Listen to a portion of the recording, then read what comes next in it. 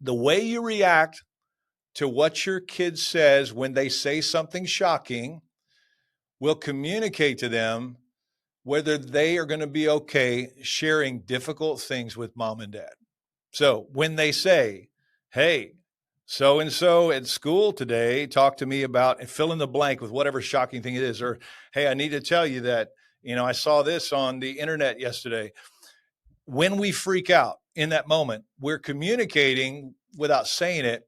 Don't bring these things to me because I cannot handle it. But if we'll take 10 seconds to take a breath and say, well, first of all, it means so much that you would trust me enough to share that with you, or for you to share that with me. Let's talk about it. Then all of a sudden you just gave this invitation and communicated not only this moment, but next time, hey, Dad's all right hearing this information. Welcome to the Living Wholehearted podcast, helping leaders live with integrity. Well, welcome back to the Living Wholehearted podcast. We're missing Jeff today as he's out fishing, but we're going to have a wonderful conversation. Usually at Living Wholehearted, we're talking a lot about how we shrink our gap between what we preach and how we're actually living at home and at work and in the community. No one does that perfectly, but it's a noble pursuit to try to shrink that gap and to really look at the reality of our lives. And I think back to the global pandemic when we all had family meal times every day and we were playing board games and we just thought, wow, we'll never go back to the rat race of busyness. And then life happened again. And here we are almost about 5 years later.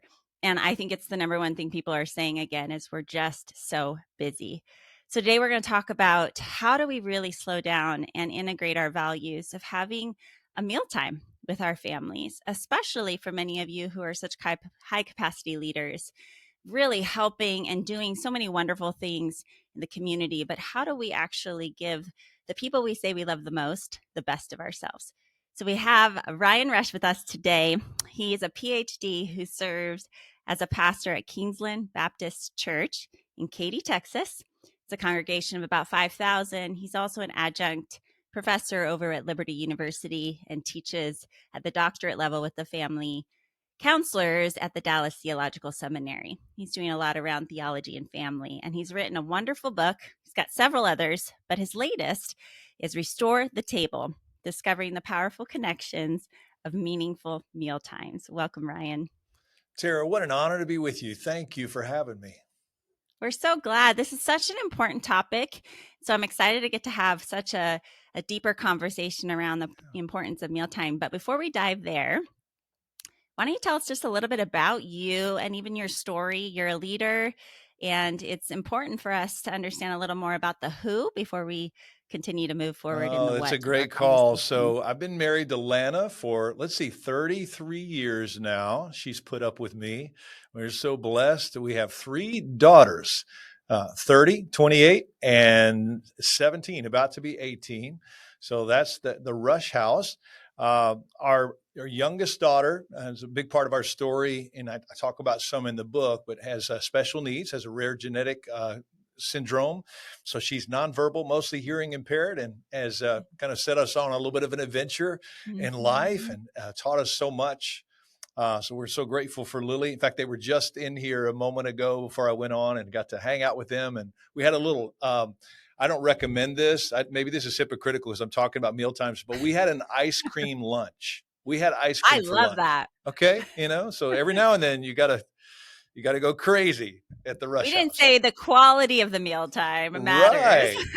Right. So I have been in ministry since I was 15 years old. I was saved, came to faith before that, and really felt the call. So all through high school, I served in a little church, little country church. Imagine a church desperate enough to call a 15-year-old as their worship minister. And then got married at 20 and really served in church life all these years.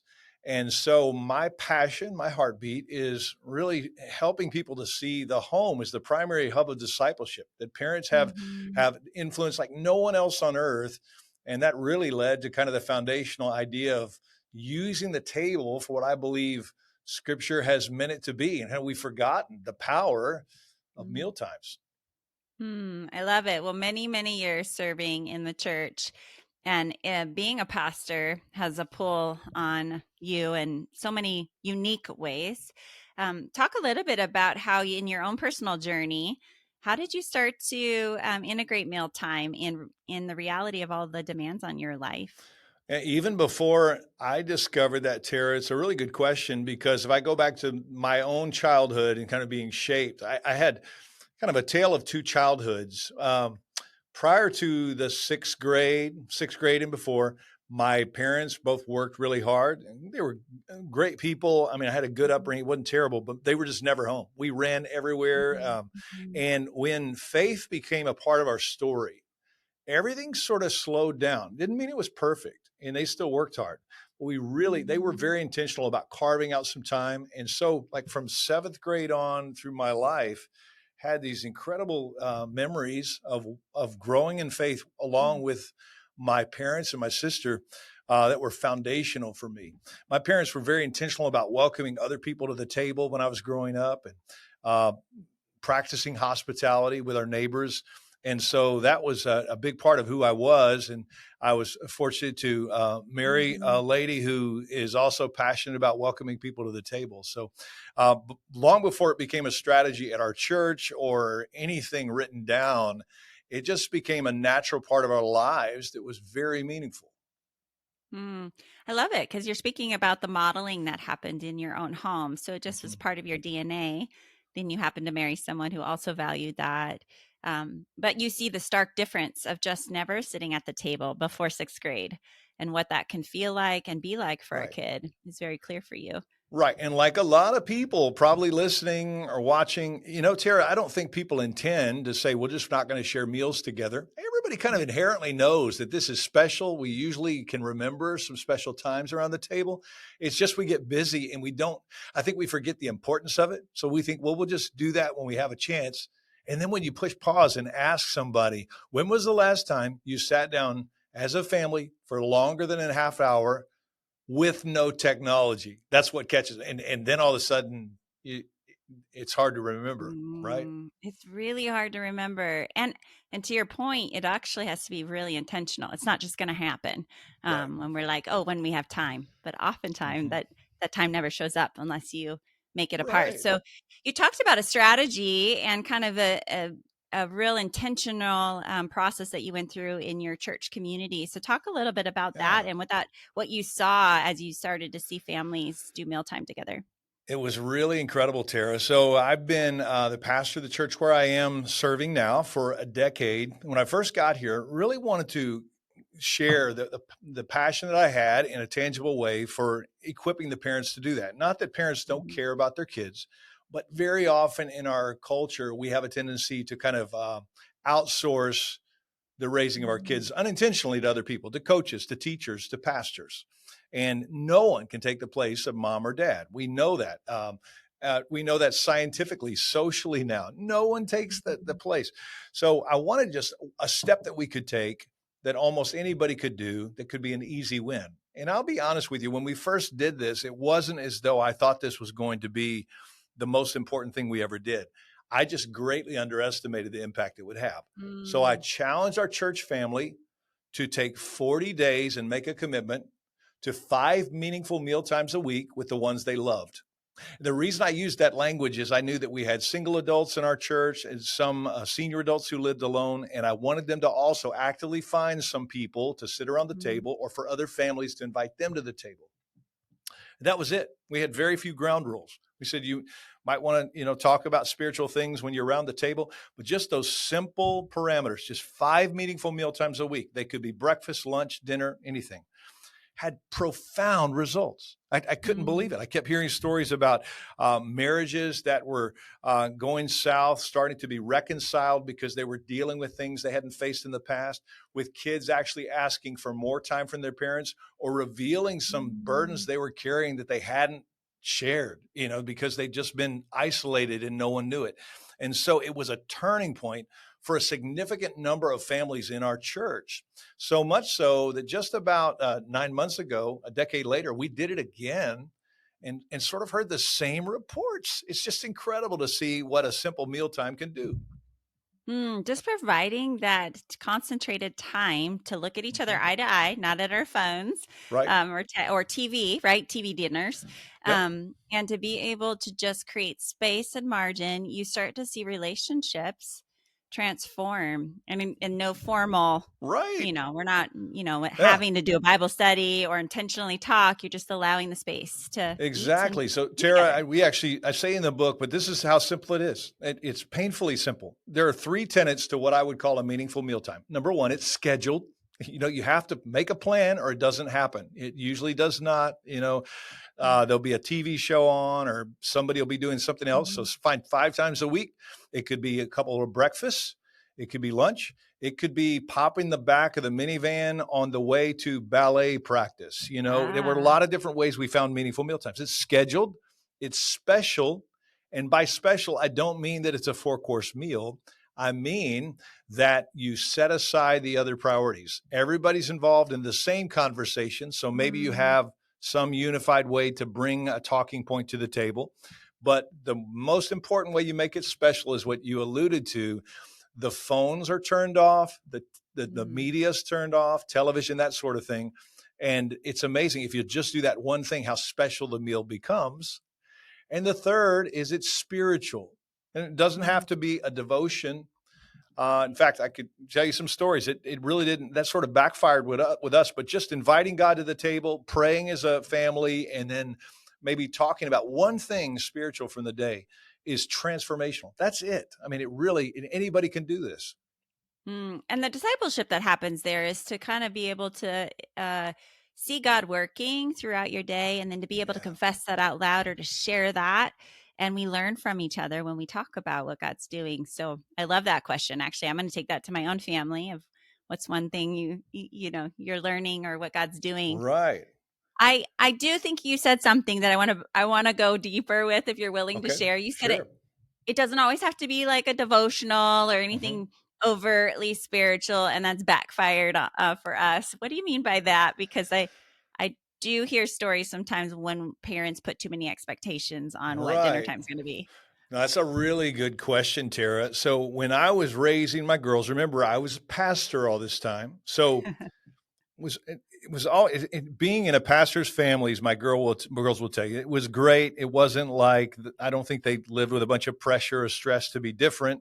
I tried not to be different at home, but what I had to be careful was when I would bring, like, let's say, a lesson to the table or try to do a devotion, it often came off as contrived. And you could just watch. It Mhm. became clinical. And it would be sort of like if I took Lana out, my wife out to eat and said, hey, I'm doing a marriage seminar this weekend and I need to take you out on a date so I can tell them all about what we did.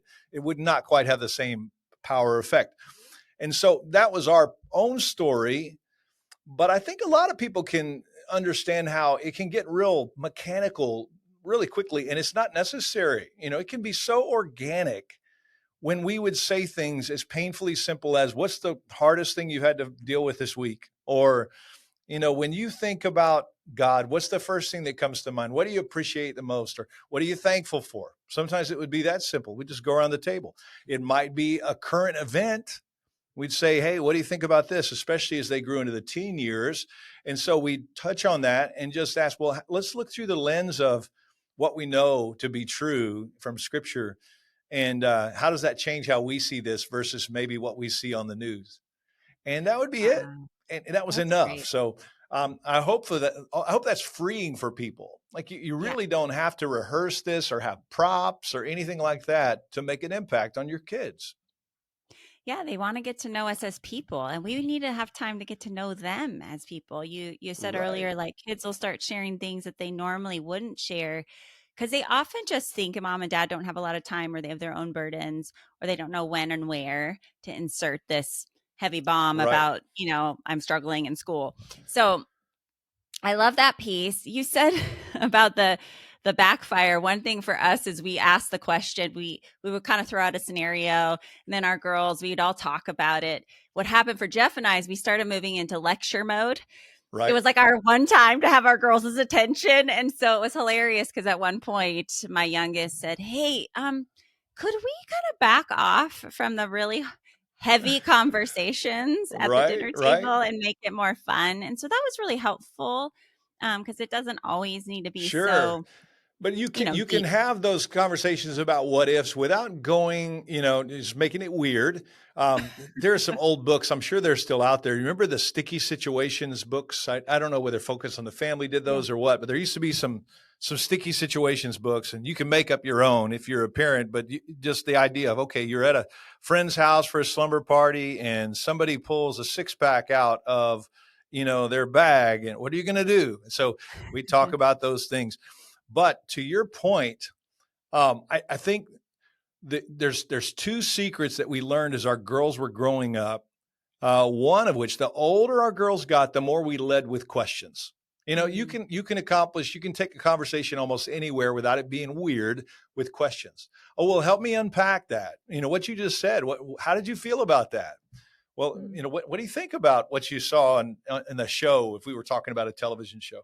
So that's one thing. And another element to that helps immensely is something we call at our church among our parents the 10-second rule. And here's what we mean in our circles. The way you react to what your kid says when they say something shocking will communicate to them whether they are going to be okay sharing difficult things with mom and dad. So when they say, hey, so-and-so at school today talked to me about, and fill in the blank with whatever shocking thing it is, or, hey, I need to tell you that, I saw this on the internet yesterday. When we freak out in that moment, we're communicating without saying it. Don't bring these things to me because I cannot handle it.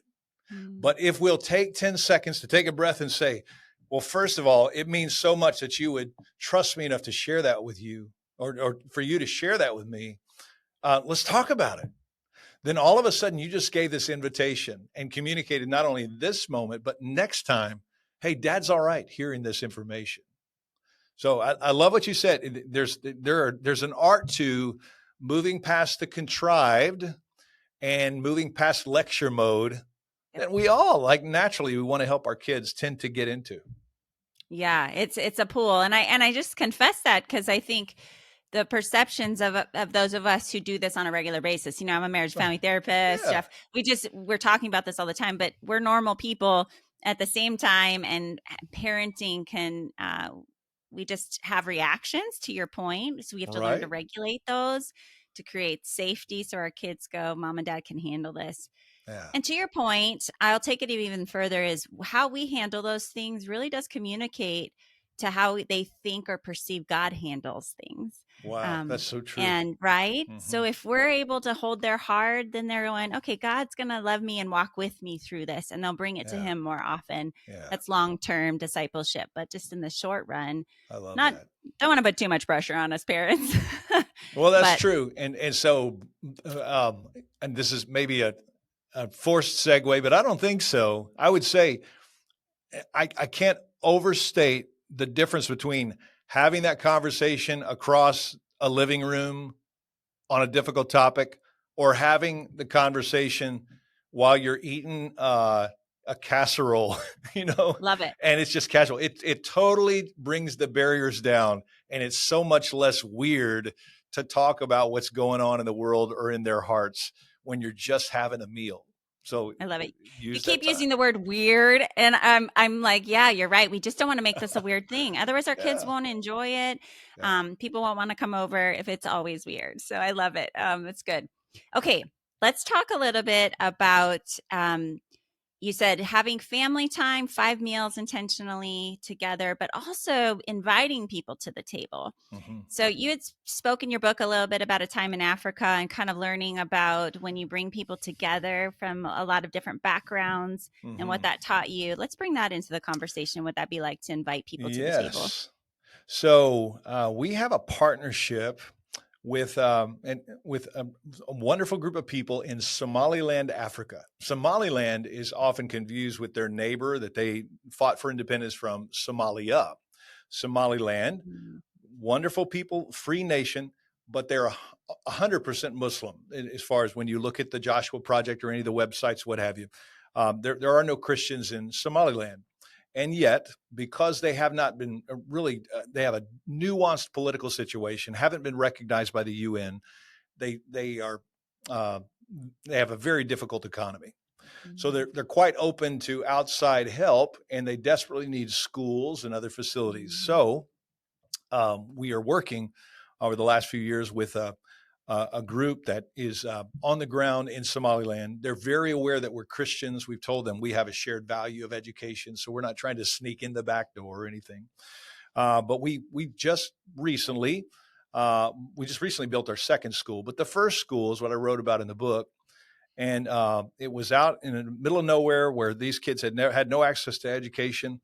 And it was a really sweet experience to know they'd have a school there. The challenge was, obviously, our worlds are so far apart culturally anyway. And then from a spiritual standpoint, they didn't really trust us, honestly, and we weren't sure what to think of them. And so we're just kind of dancing around and saying, isn't this wonderful? We have the school. Let's maybe do some more together. But then we went to lunch after this dedication of the school.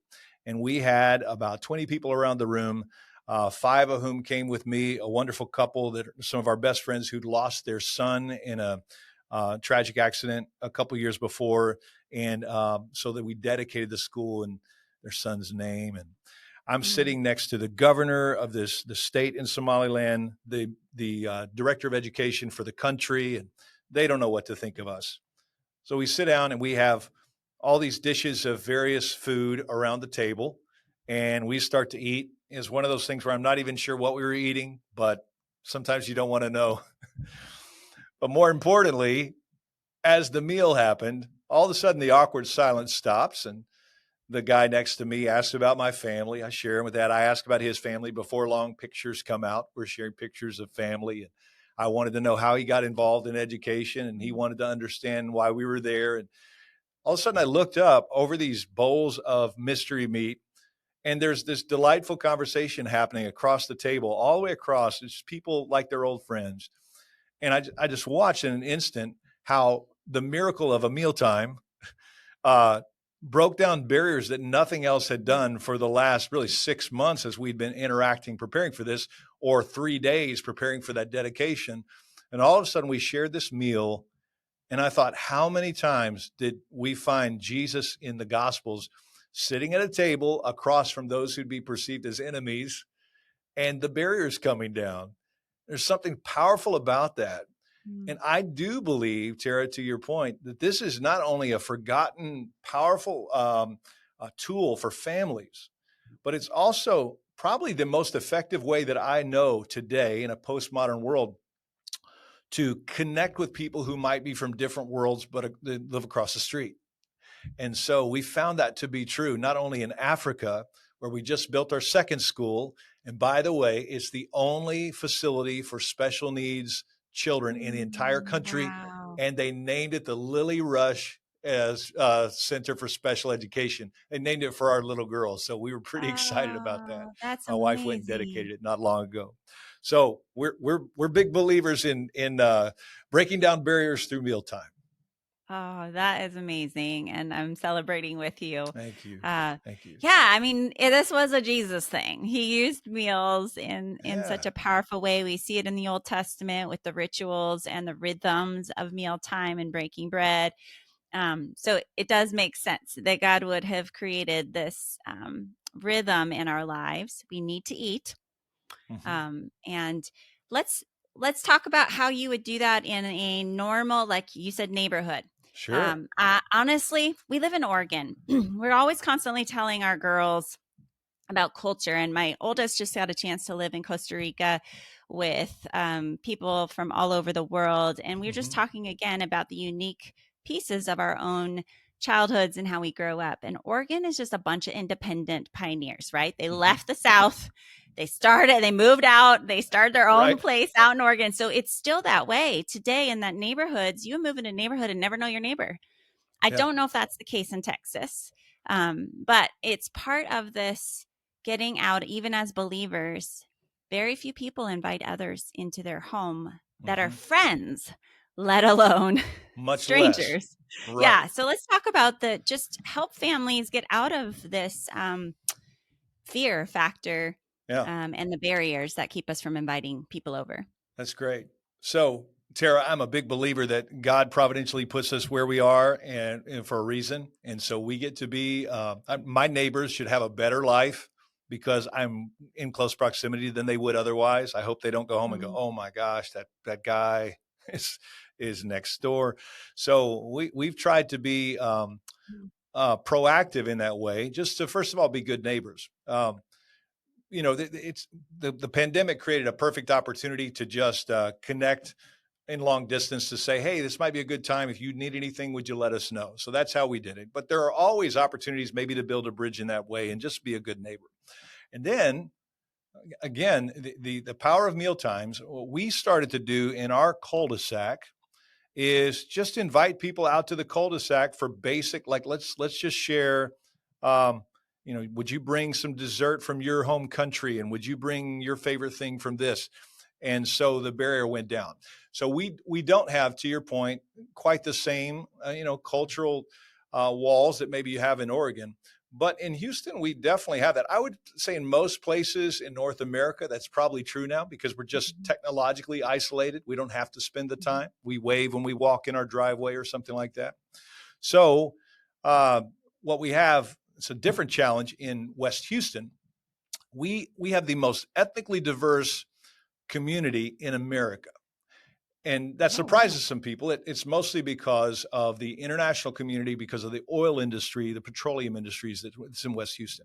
So that means I'm more likely statistically to live next door to someone of a different culture or nation than anywhere else in the United States.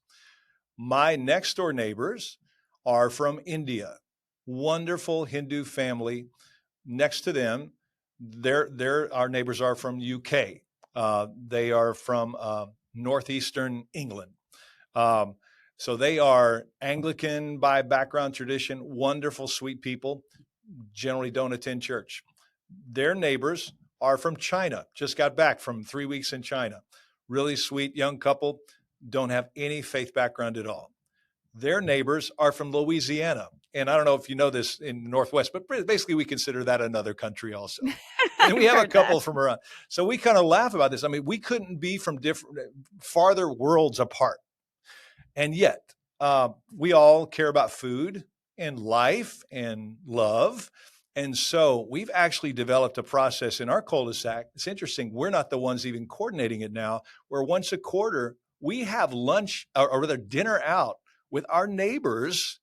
And a different neighbor will pick either their house or a restaurant, and we'll all go out and just share our story. It's incredible. I would never thought that would happen otherwise. Now, understand, I'm not going and presenting the 4 spiritual laws. We're not going to preach to them. We're just being friends. We're learning their story. They know our story. And what that has done is when there is a crisis or a challenge, they know they can call us.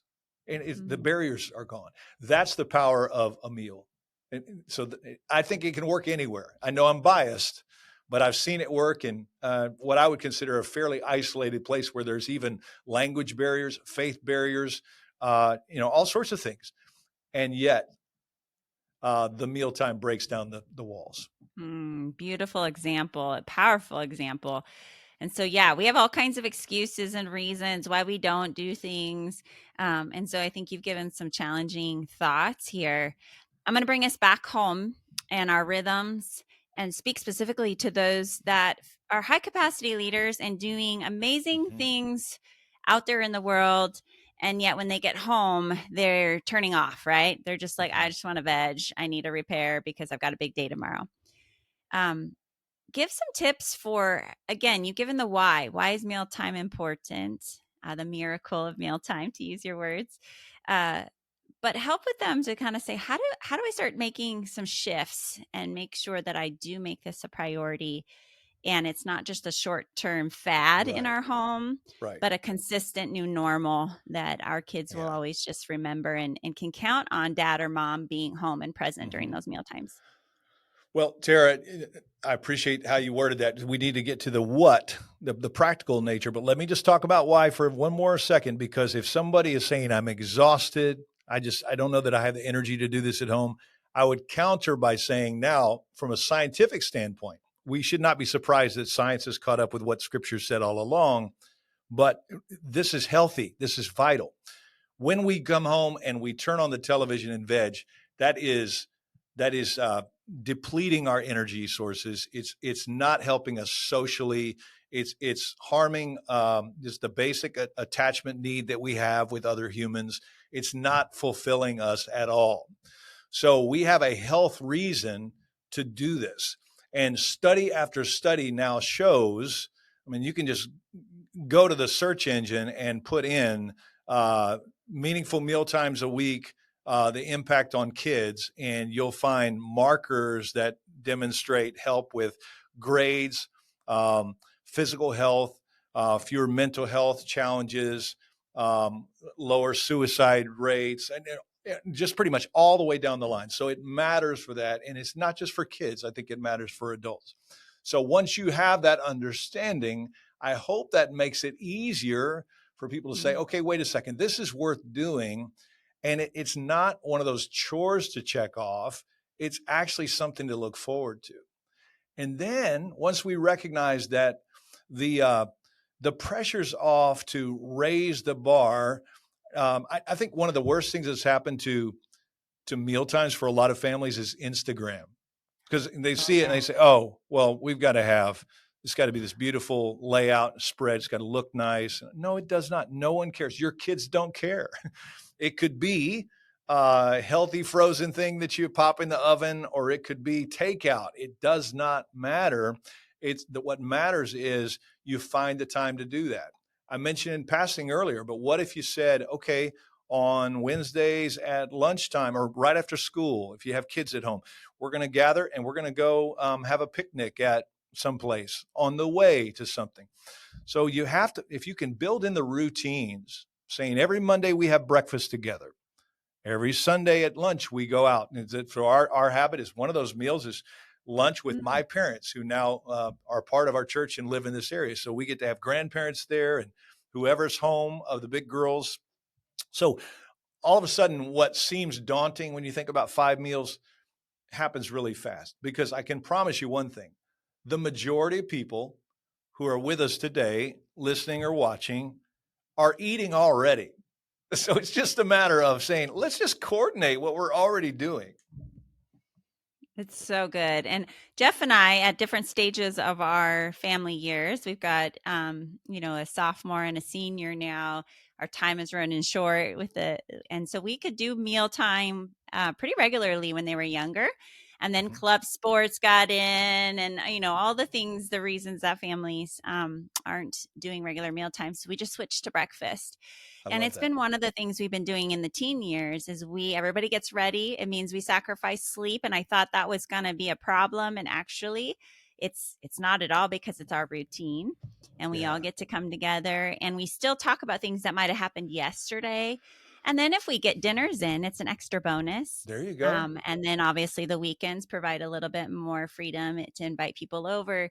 But just being able to innovate a little bit, to think outside the box and to say what's going to work for us in this season with our family rhythms. And I love the grace and not having to have the Instagram worthy meal every time. Yes. I'll tell you huge help. One element that has helped us, I mentioned my parents having lunch with us every Sunday. Don't underestimate the power of adding someone to the table to help your routine. So I guarantee you, we all have people in our lives on the periphery that we know are probably eating more mealtimes alone than they probably should, and they just need a table to sit at, and you'll be blessed by their coming, whether they're a senior adult or a single young lady at a college near you. And if you'll say, hey, what if every Thursday evening you join us when you're able, no pressure, then all of a sudden you have another reason to look forward to it. And it tends to be more firm on the calendar when somebody else is coming along. So don't underestimate that as well. And it's kind of a win-win. So good. I love it. The miracle of mealtime. Any last words of wisdom that you just feel like we haven't really spoken to? Just want you to leave people with a word of encouragement and a final word, and then we'll close up this conversation. Well, thank you again, Tara. I'm always aware when I talk about family things and how this can happen, and we think about, I fondly remember most of my childhood that there's people who are dealing with a lot of pain. And when they think about their family background or their table, it wasn't so great. And I just want to encourage those that are thinking that God can redeem your table. Don't rob yourself of the joy of that connection with others because of some pain in the past. And it's one of my favorite things about working with families is watching the Lord rewrite people's stories and bring beauty out of what used to be a mess. So your heritage does not have to be your legacy. And the table's a really powerful way to turn that around. Good word. Well, how can people find you and your books? Point them there today. Sure. They'll go to restorethetable.org, and there's a bunch of free resources. You can go and grab it and use it, and I hope that you will. There's more of the discussion questions there, so you don't have to have the book to get started, and I'd encourage you. I just want to see more families around the table, and I think it'll make a difference. So really grateful for that. Also, a ton of resources for families at empoweredhomes.org. There's nothing for sale on there at all. We just wanted to allow families to have a place where they can go grab tools for their families. So those are the two places to find me. Great. We'll have those in the show notes. Thank you so much for being with us today, and just the reminder of something so simple, so sacred, and is actually not only powerful for our discipleship, but just as human beings, how God made us, mind, body, heart, and soul, what our kiddos and what we need too as parents. So thank you for that today, Ryan. Well, thank you for all that you and Jeff are doing. I was honored to be with you today. So good. Well, thank you for joining us again, and make sure you visit those resources, pick up a book, get some meal times on your schedule. I love the challenge of at least 5 meal times, and they can be even in the car on the way to ballet practice. I love that idea. It just takes the pressure off, and just reminding us to, again, reset and remember, especially as life is pulling at us. Expectations outside the home are always pulling at us. The digital world is always pulling at us. So we all have to eat. Let's spend some time eating together. And if you need more resources, want us to come alongside you, your marriage, your leadership, your family, go to livingwholehearted.com and you'll find many of the services there. Thank you for joining us again, and we'll see you next time. Well, did you know that we're not just podcasters? One of the best ways to connect with Tara and I and our whole team at Living Wholehearted is our website, livingwholehearted.com. There you're going to find the books that we've written, our e-courses, executive coaching, organizational development, and professional counseling services. And then one of our favorite things that we're up to these days, our Wholehearted Leadership Cohorts, where we take groups of leaders for 1 to 2 year journeys together. It's amazing. While you're there, for fresh content, make sure that you sign up for our e-newsletter. That's where we're putting out stuff every month that you want to keep close with. So visit livingwholehearted.com. You can also join us on socials at living_wholehearted on Instagram, and we are Living Wholehearted on Facebook. You can also follow me at Tara Matson on Instagram. We love to engage with you personally there, so make sure you reach out. Leave us a review if you're enjoying this podcast. Hey, thank you for caring about being the kind of person and leader that lives with integrity.